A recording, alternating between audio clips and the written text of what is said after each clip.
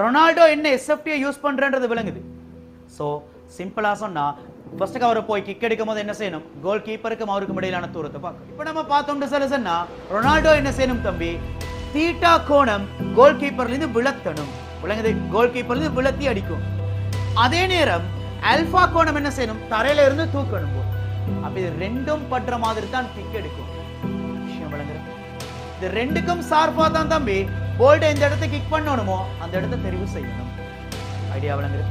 அப்ப இப்ப நான் கீழே நாங்க திரிகோண கணிதத்தை சம்பந்தப்படுது என்னென்ன விஷயங்கள், கோல் கீப்பர் முன்னால நிற்கிறாரு. அப்ப கோல் கீப்பருக்கும் ரொனால்டோக்கும் இடையில தூரம்.